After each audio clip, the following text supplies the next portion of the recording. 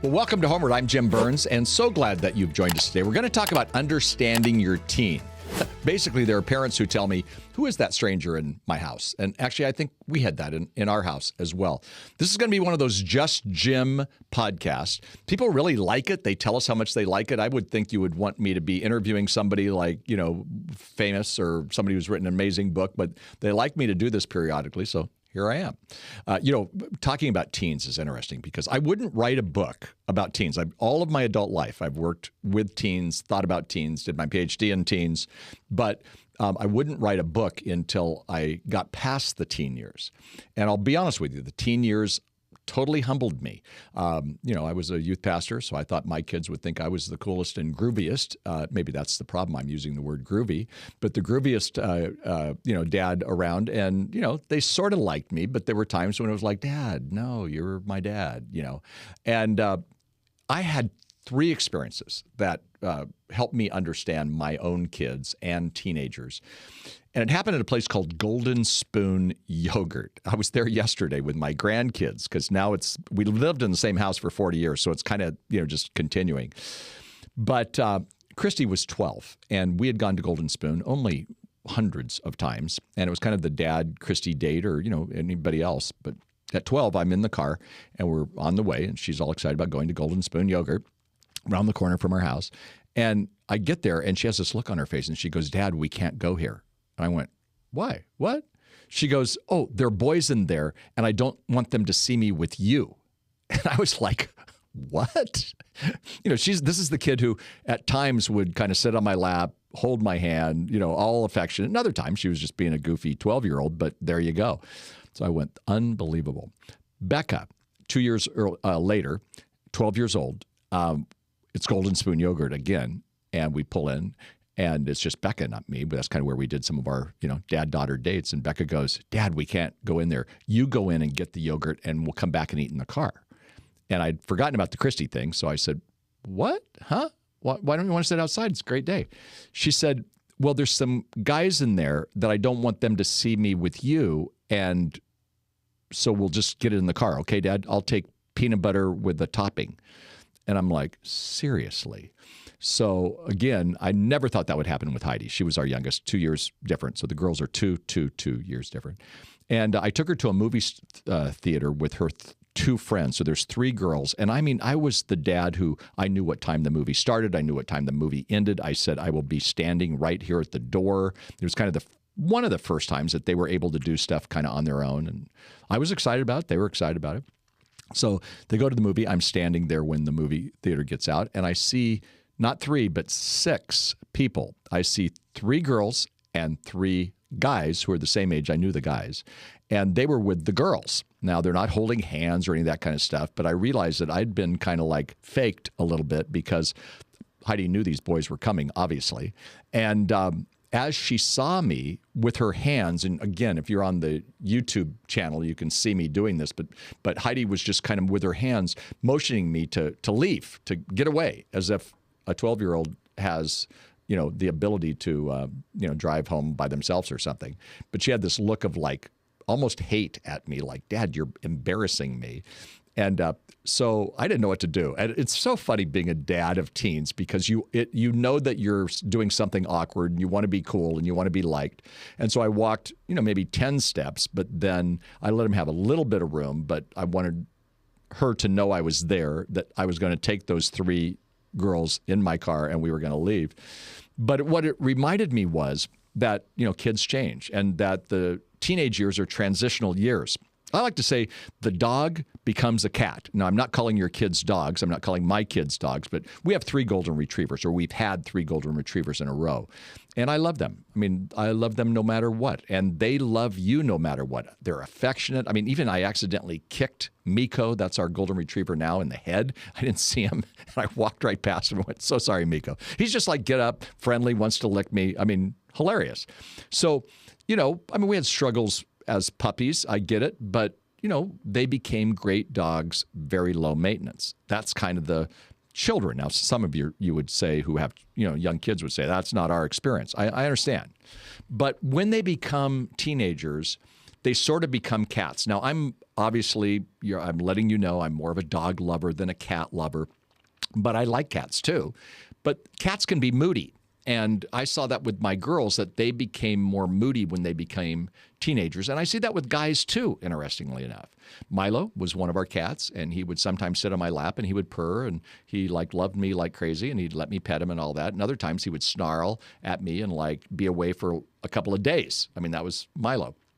My experience is that your kids are more like dogs until the teen and preteen years, and then many of them morph into cats with kind of a mind of their own. So we're going to talk about that today. One of the things we do is we have teens, but we don't think about the teenage years, and it'll really help us, I think. I think this can be a great podcast. The good news is this, that the teen can move back from cat-like behavior, if your teen is doing that, more toward dog behavior. This is just blowing the mind of some of you cat lovers, as they get through the teenage years, because that really is possible. They can kind of morph back into being that kind, loving person. At least that's sort of my experience. I mean, notice that I said sort of. So let's take a look at the teenage years. First of all, the teenage years are relatively new. I mean, do you know that the word teenager first came out? It was named in a magazine called The Scientific American, okay? So we didn't have the word teenager because, again, kids were working. I mean, high school started in 1904 in America, and before that, you didn't have that. You see this in the old Jewish culture where they were once they were children, and then they became adults. That's what bar mitzvahs were all about, and they became adults at 13, 14. I mean, Mary was probably birthing Jesus at about 14 years old, see. So again, it's this time of relatively new understanding. When I did my PhD, I did it in adolescence. And so a lot of this stuff was new. I mean, this for me was the early 1980s, so it's a long time ago, I realize, some of you younger parents. But, some of this was still coming to happen. We're still trying to figure out these people. The other thing about teenage years, and it's really important that you understand this, is that it's transition. It's a time of transition. Childhood is very defined. You're dependent on your parents. Your parents take care of you. Your parents aren't going to let you have much freedom, and you're going to be the child. Adulthood, interestingly enough, is defined. You have bills to pay. You have responsibilities. It's the teen years that are transition. So they aren't children, although sometimes they act like it, and they aren't adults, although they sometimes want to act like that. They're sort of passing through, and they're moving from dependence on you toward independence. Now, that's a healthy thing, but for us who have teens, or for parents who have teens, or parents who are dealing with teens, grandparents who are dealing with teens, we have to understand that it really is the transitional. Here's the other thing. It's what we call the experimental phase. At this phase of their life, they start many times coloring outside the lines when it comes to behavior or experimental behavior. Some is intense experimentation. Others, it's not as intense, but they're still stretching the boundaries. They're dealing with friends in a different way. They're dealing with language in a different way. Do you know that young kids, especially middle school kids, boys, they cuss a lot, okay? What are they doing? They're experimenting with language. I'm not saying that's okay in the home. I'm just saying that there's a lot of experimental behavior going on, belief systems. So pretty much kids believe whatever you believe in those childhood years. As they become adolescents, they begin to stretch it, and sometimes they actually find their own faith, or they disapprove of your faith, and we'll get into that in a little bit. But definitely also in behavior, identity, music, sexuality, like I said, word choice. I think a man named Erik Erikson summarized it best, probably the best developmental psychologist who helped us understand the teen years ever. And he said this: the primary task of the teenage years is to construct a personal identity. So whenever anybody who writes books on or talks on adolescence talks a lot about identity. So they're trying to find their identity. They're trying to solidify their identity. And that's important for parents to understand, that just because they're into some type of music this week, it may be a different type of music next week because they've changed friend groups or whatever it might be. Now, on a different random note, but it's going to make sense as we go through this, people will sometimes ask me, what was Jesus like as a teenager? No, I know I'm an old guy, but I wasn't there. Okay. And of course, the answer is very clear. We have no idea what he was like, because there's only one section in the Bible, very small section of Jesus being a teenager at the time. Now, remember, there was no such thing as a teenager in the time of Jesus. Like I said, bar mitzvahs, bat mitzvahs happened at around age 13, where the community recognized the child as an adult. So what did I say? Mary was probably 13 or 14 when she was pregnant with Jesus, which is mind-blowing a lot of times. It's so different than our experience, not different in their time and day. However, we do get some insight into Jesus as a young person in only one story, like I said in the Bible, and it's, well, Jesus is a teenager. Here it goes. Every year, Jesus' parents went to Jerusalem for the festival of the Passover. Really, where Jesus lived was not that far from Jerusalem, but it was kind of a hike, so they would walk. Of course, they didn't drive. There was nothing like that. And they were also quite poor, probably, so it wasn't like they even came in some kind of a wagon type of deal. And they would go to the festival of the Passover, and they would actually stay there, oftentimes with family or cousins, whatever. And when he was 12, they went into the festival according to the custom, which was what they did. People from the community went into Jerusalem, the holy place, and that's where they celebrated the festival. Well, after the festival was over, while his parents were returning home, Jesus stayed behind in Jerusalem, but they were unaware of it. It cracks me up because, you think you know everything about your kid, but, they were with family. It was somewhat safe at that time. There were also some scarier things. And they were thinking he was in the company of the family or the friends traveling back. And they traveled for an entire day and hadn't seen their son. And all of a sudden, they must have looked up. I'm reading in between the lines. And when they started looking among all of their relatives and friends, they didn't find him. So they went back to Jerusalem to look for him. And now they were probably frustrated, to be honest. Every parent would be. After 3 days, listen to this, they couldn't find their son. This is Jesus for 3 days. So we got drama in the Bible here. They found him in the temple courts. He was sitting among the teachers. So the teachers are all there, and they didn't usually have little kids there, but he was there, and he was listening to them, and he was asking them questions. And it says in the Bible, everyone who heard them and heard him and his questions, they were amazed at his understanding and his answers. I mean, who is this kid and what is going on with him? Well, when his parents saw him, they were astonished. I love that word. They were astonished. So the mom, Mary, this is Mary, said, "Son, why have you treated us like this?" I mean, have you ever said that to your own children, or at least you've thought it? There's a bubble in your head. She went on to say, "Your father and I have been anxiously searching for you." Okay. "Why were you searching for me?" he asked, it's the question like, seriously, you've been gone for 3 days. It's a total teenage question. Why were you searching for me? Didn't you know I had to be in my father's house? So in other words, he just assumed they knew that he was in the house of God and that he was talking with the leaders. Amazing. But they did not understand what he was saying. You can tell I'm paraphrasing the scripture a bit.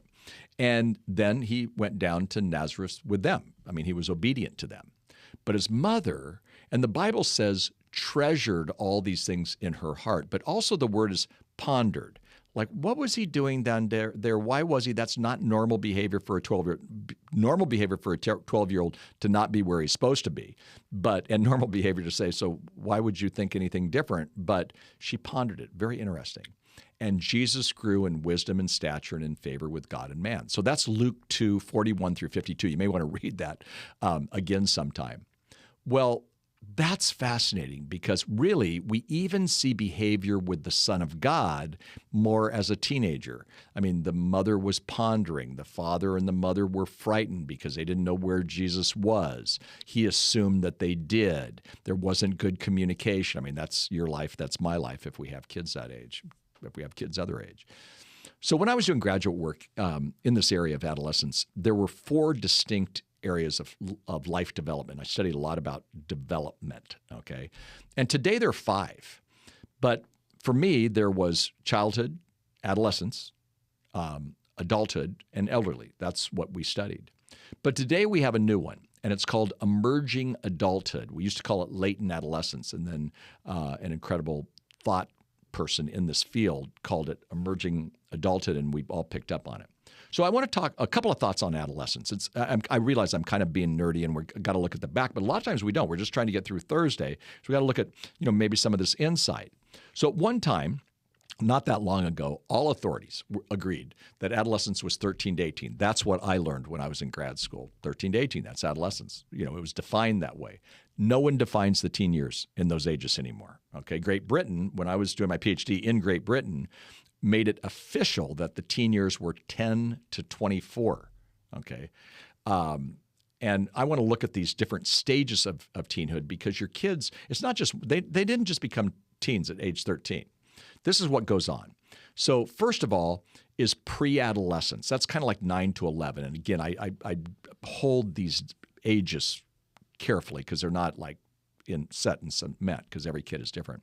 But that's the beginning of adolescence. And a lot of times we don't think about it because change doesn't begin on the outside. Change begins on the inside. So sometimes a mom will say to me, or a dad, gosh, my daughter is acting like she's only 10 and she's acting like a teenager. Well, you know what? Her body is changing on the inside. She already has different thought process, different things going on. Even physiologically on the inside, things are changing. Maybe she's got her period early or whatever it might be. But on the outside, she doesn't look any different, or he doesn't look any different. So that's pre-adolescence. Then we have early adolescence. Very important, very, very important time, 11 to 14. Lots of changes. You define early adolescence, 11 to 14, as, change, body, influence, emotions, experience. So it's a hard time for kids. My daughter is a middle school teacher, and she talks to me about the drama of middle school, and it's just a huge thing. But this is where they begin looking at kind of the opposite sex in a different way. Maybe they're not dating yet, but they're beginning to look at the opposite sex. They have more freedom.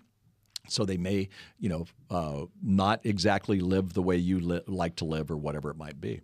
So then we go to mid-adolescence, and that's 14 to 18.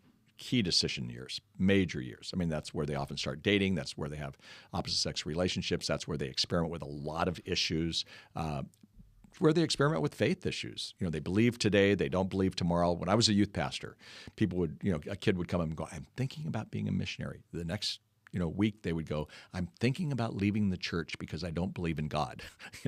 So it's just like, hold on, it's a roller coaster out there, right? That's 14 to 18. Key decision years. The decisions they make today will affect them for the rest of their life, but they don't understand that. So decision making, lots going on. And then Jeffrey Arnett coined that phrase that I talked about, emerging adulthood. And that's what we're going to call late adolescence, or emerging adulthood, which is what I prefer. And that's 18 to the mid-20s. So I'm actually including 18 to the mid-20s, which we would call adults. I'm calling it part of the teen aspect. We've got to understand that as parents. Brain development is not finished. So the brain pretty much is defined with the end of it somewhere around 25, 26, maybe even sometimes 27. So even the decision-making part of their brain has not fully developed. That's the last part that develops. That's why your kids act the way they act at times. So, and this is where, when I wrote the book, Doing Life with Your Adult Children, what I was trying to do was help parents who had younger adults understand that, they're still kind of latent teens. They're still going through some of that. And I talk about in the book, Doing Life with Your Adult Children. This is where we have to give them the passport to adulthood, where unsolicited advice to them is usually taken as criticism. And really, as a parent, your goal is to help them become a responsible adult. And so that means you can't enable them. You can't enable dependency, or you're going to get a failure to launch, because they're meandering toward adulthood. They're meandering toward marriage. Not always easy, right? The book of Proverbs, and I love this in the Message version of the Bible, it says, 3 things amaze me. No, 4 things I'll never understand. How an eagle flies so high in the sky, how a snake glides over a rock, how a ship navigates the ocean, and why adolescents act the way they do. I love that Message version. It's not as close in versions that are closer in the scripture, but this is more of a paraphrase, but it's just so good. Okay, so we've kind of done an overview. Now I'm going to go into a couple of distinctives to help you understand this age group and why they influence. But before we do that, I want to take a quick break, and we're going to tell you about my book, Understanding Your Teen. It's one of the most important books I've ever written. I don't talk probably enough about it, but like I said, I wouldn't write a book, or I wouldn't even hardly speak on the subject in this manner until after my kids got older and went through the teenage years, because it can be a humbling time. When we come back, I want to talk about some of the distinctives of their age, and we're going to kind of look at, how different your teenagers or your preteens are going to be thinking than when you grew up, or even if you had, other siblings who are like, say, 10 years younger. The world has changed so much. So anyway, we'll look at that. We'll be right back. You're listening to HomeWord with Jim Burns, and all the information on our books and our great ministry at HomeWord, homeword.com. They're in our show notes today. You can go to homeword.com and learn all about the great things we're doing. Actually, I'm doing a seminar here in a week on understanding your teen in another part of the country at a church. Churches bring us out, not just me, but others too, bring us out, and we kind of help parents think through some of the same stuff we're talking about. We also get super practical. I'm going to do that too. We'll be right back. Don't go away. Hi, Jim Burns here. I am so excited about what's going on at HomeWord. Some of you are just learning that things are changing around here, and one of the most exciting things changing is our new president, Marcus. And Marcus, tell us what's going on with HomeWord. Yeah, thank you, Jim. Really appreciate it. So excited to share with you, give you a glimpse of what God is doing in this new season at HomeWord. And it's a blend. It's a blend of new and tried and true. And our mission right now is, how do we take these 4 decades, these 40 years of ministry, of resources, of principles that God has been changing lives throughout the nation and beyond, and expand that, but also tether it to a younger generation. And the way we're going to do that is through a blend of tried and true resources and principles and events, as well as new initiatives. And I'll start off with the new. On the new side, we have a new website. We are rebranding. We've got new staff. We've got new faces and new voices to our growing social media presence, and that is wonderful. But also on the tried and true side, we've got a Refreshing Your Marriage retreat that has been an amazing, impactful event. We've got our conferences like Trainer for Trainers, and our resources like our books that we're going to continue to write and expand and change lives. Speaking of which, Jim, share with us the latest update of what's going on in the book world here at You HomeWord. got it. And I'm excited about your leadership, and I'm excited about where we're going at HomeWord. It's going to be pretty incredible. We've got a book, Doing Life with Your Adult Children. We have other books, of course, but that's still on the bestseller list after 5 years. Even this month, it's on the bestseller list. And now there's a new one that's going to be coming out called When Your Adult Child Strays, Trading Heartache for Hope. And I'm doing this book right now, and there's going to be a course with it. And we have other books on sexuality and things like that that are really, really making a difference all around this world. So with all the things going on right now at HomeWord, here's what you can do. God is putting in our heart this desire and this plan to expand our Refreshing Your Marriage conference that I recently attended, and it helped my wife and I have a breakthrough that God was working in our hearts for a while. But beyond that, I saw other couples experiencing the same thing.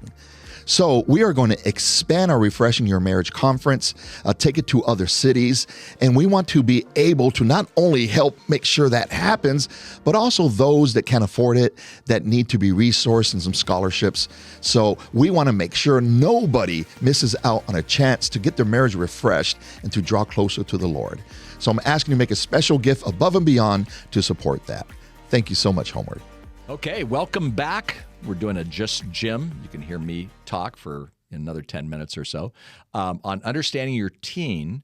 And it's interesting. I was just talking with Elijah, who is our producer in this, and as well as working with our YouTube. He's a youth pastor. And I said, how's this work for you? Because he's got a little tiny baby. But he works with adolescents. And he goes, what he thinks, and I agree with him, is that what we used to talk about with some of these stages is getting younger and younger, not older or holding the way.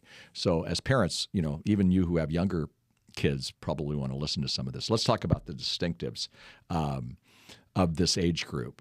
Because fascinating enough, I'm going to say a couple of things, is this age group shapes culture.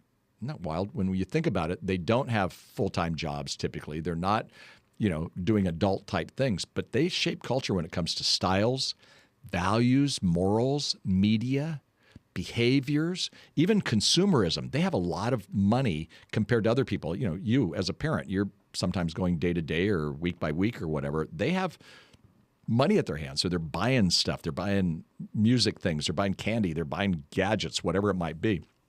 And so it's an interesting time, but remember, they shape culture. So what they wear, the world tends to wear. What they buy, the world tends to buy in many ways.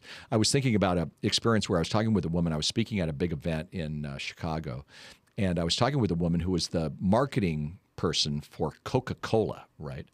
And I said, who do you focus on? She goes, well, you're going to be surprised. She didn't know that I had a youth ministry background or that I had an adolescence, background, if you would. And she goes, we focus on adolescents because they're our future and they buy more soda than anybody else. Thought how interesting that that's the case. So Robert Pittman was the creator of MTV. You as parents were probably raised on MTV. MTV has kind of lost its way a little bit, and I'm not all sad about that. I'm not all that impressed, I'll be honest with you, with MTV. Some of you may still be. Fine, do what you got to do. But at one time, it was a music channel. And Robert Pittman, who created MTV, and he went on to bigger and better things in his own career, but he said, we aren't creating a music channel, we're creating a youth culture. And fascinating enough, way back in your generation, or even a little bit prior to some of you, if you're really young, that MTV shaped the teen culture and the teen thought in a huge way for that last generation. So, that's what they were doing. They weren't talking about a music channel. It wasn't about the music. It was about the culture, see. The other thing that happens is teen years shape technology, and they are shaped by technology. So in the future, people are going to date. Even AI is doing that right now, but they're going to date. This will be probably how they'll work. I'm thinking about my kids and all of my kids, but my daughter who's a teacher who goes to work every day, my kids work from remote. And so even my daughter Heidi and Matt, now they have kids, so it's a little different story, but they moved to New York. They both had jobs in San Francisco, but they moved to New York because they could, and they were working from New York. They did some flying around, but they were working from a different state, a different place across the country here in the United States. So that kind of that happens. It's how we communicate. Technology is the way. How we shop. Okay, I am shocked that all the stuff that my own children buy that way, but also the teen generation, they're not thinking about walking into Target and getting something when they can get it online and have Amazon send it to them, within 4 hours, which is crazy, okay? It's how they hang out with their friends. They're doing homework, how they do their schoolwork, they're online, but then they're hanging out with their friends online. It's how they do their entertainment. It's how they play, see, with even gaming. So technology is a big deal, and it influences them, both good and bad. I was in a conversation last night with a group of people. It was really cool. It was a small group that has been going through my books, Doing Life with Your Adult Children, Finding Joy in the Empty Nest. It's kind of the moms of adult children group, and we're friends with one of the people. And anyway, Kathy and I had a blast just chatting with these people. But one of the things we said was, we talked about some of the negative factors of them being tied into technology, okay? Because with the rise with social media, and it's not going away, there's more depression, there's more anxiety, so many other kind of things. Here's a biggie when I think about distinctives. They view tolerance as a major trait of a loving person. So they have a different worldview than you might have. Not that you're not a tolerant person. I want to be a tolerant person. I want to love all people. But at the same time, I have a biblical worldview that I hold on to, which sometimes a new generation makes me look like I'm not tolerant because I hold to the biblical values, see? And that's what you probably do as a parent if you're a Christian. I realize we have a lot of people who listen to this podcast who aren't Christians in the same manner that I would define. But the point being is that your kids have a different worldview than you, and so that is harder. I call it the cringe factor. They've seen porn at age 11. They believe in cohabitation. Even with the recent studies showing that cohabitation is not good for relationships, but nevertheless, it's not going to go away probably. Gender identity issues, of course, faith and values things. So the question becomes, how do we remain firm and confident in our own convictions while showing love to our kids who might have a different view? Okay. The other distinctive that I would say, and I could do this all day, but they often have a complicated faith. So Gen Z, twice as many atheists as even the millennials. But what's interesting about Gen Z, and many people are talking about it now, is that they're coming around to, really there's a revival and a renewal happening around Gen Z. And we don't have enough info yet, but what's surprising us is that this younger generation is walking back into the church, and they don't want to have it as it used to look like, but they still are. Nobody has ever not been impressed with Jesus through this, but again, their distinctives are different. So one of the things as a parent, and then I'll close this off, and I'm actually going to do part 2 next week on my podcast, but is that we as parents have to get our arms around the shifting cultural mindsets. We have to ask the question, what can a parent do? Well, here's some things that you can do practically. One is read, watch, listen, observe, become experts of the teen culture. You don't have to agree with the teen culture, but don't put your head in the sand. Learn from your kids. What I learned about teen culture, a lot of it at the beginning is, I'm reading books and it's kind of what I do, but at the same time, I had to learn from my kids. What's the latest music? Who's influencing who? So read culture updates that you can get online. HomeWord has a great culture update. We send it out every Friday. In fact, it was sent out. The last one I loved, and it was about kids who need sleep, and it had other things about social media. It only takes about 4 minutes to read our culture update, but you can get it for free. Just go to go to homeword.com, sign up for the cultural update. We send out free e-blasts.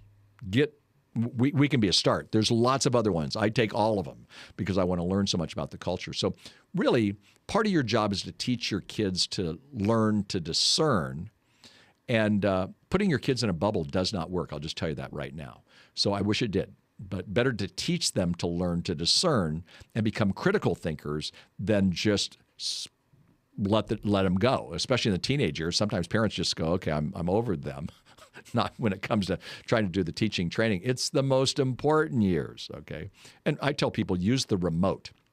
So maybe you're watching a television show and you just put it on pause and say, what do you think about those two women kissing? What's your thoughts on that? How do you feel about what they just said? Things like that. I remember a time where our daughter Heidi was 10, and she was a gymnast. She was in the Junior Olympics in Phoenix. And I took my 2 kids who were tired of all the training and practices. I took them to the movies, and I went to a teen movie. So we had a 12-year-old and a 14-year-old. And oh my gosh, it wasn't like, it was PG rated, but oh my gosh, they had all the things that are funny to teens, but they were a little gross. And so I couldn't stop with a remote, obviously. So afterwards, I take them out to ice cream, and I had 5 questions. What do you think about this? What did you think when they did this? Well, and they were like, Dad, it's just a movie.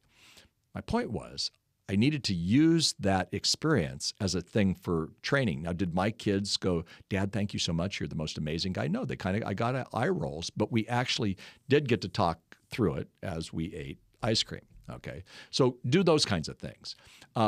Use experiential learning to help change their lives. Experience is always the best teacher. Lecture isn't the best teacher. Experience is. Experiential learning has the greatest chance for positive life change. I mean, I know a kid back in my youth ministry days that said, Dad, they were on a mission trip together. We aren't middle class. We're rich, because they were playing the comparison game, and it helped him understand that, there's a whole level of poverty that goes way below them. And, he was even middle class, he said. But no, he understood that he was rich. Interesting enough, time went on and he became a missionary. Well, how cool is that? But his heart broke with what broke the heart of God, because he went to the mission field, and cool enough, he went with his dad. Okay. And then also encourage positive influences. We always talk about negative peer pressure, but what about positive peer influence? That's so effective. And that's why I love church youth ministry. Get your kids involved in church youth ministry if you can. That doesn't mean that every kid in the youth group is perfect, or that the church youth group is perfect, but it does mean that you're going to get better influence. So be aware that in the teen years especially, they're going to be influenced by their peers, right? And so, you got to teach them, the Bible says, walk with the wise and become wise. Associate with fools and get yourself in trouble. That's Proverbs 13:20 in the New Living. So it's a little bit of a paraphrase. But walk with the wise, become wise. Associate with fools. You're going to get yourself in trouble. Don't be misled. Bad company corrupts good character. That's a great lesson for kids. So that's a key. And then lastly, and I'll get back into this in the next podcast, but foster spiritual growth. Although we will talk about it, like I said, in the next podcast, it's very important to remember that kids who have an active faith do better. They get better grades. these are secular studies. They get better grades. They're less sexually promiscuous. They're less sexually confused. They end up with marriages that last longer. They do less drugs. The list goes on and on, not to mention what, living with spiritual purpose gives them a life that makes sense for them. So, engage with them on that. Don't preach, don't lecture, but have faith conversations, okay? So again, I just went through 30 minutes. If you're still on this podcast and you're listening to me for 30 minutes, I'm like super honored that you would. But that's good stuff. It's important for us to kind of get behind the scenes when it comes to adolescence. So in this next podcast that we'll do, in part 2, I'll be talking about creating character without crushing their spirit. I'll be talking about building responsibility, really practical stuff. I'll be talking about things like, fostering their spiritual growth. So hold on, that's next week. But thanks again so much for listening. Thanks for being a part of the HomeWord with Jim Burns family. I hope you will subscribe. I hope you will like. I hope you will tell your friends about this podcast. People from all over the world are listening to this podcast or watching it on the YouTube channel. Today, you just had me. It's a Just Jim podcast. Next time, it'll be a Just Jim podcast, and then we'll move back into our regular programming. But for some reason, people like these things. So we'll keep doing it. Great to be with you today. Again, it is an absolute honor that you chose to spend 30-some minutes today listening to this podcast. Until next time, I'm Jim Burns, and you're listening to HomeWord.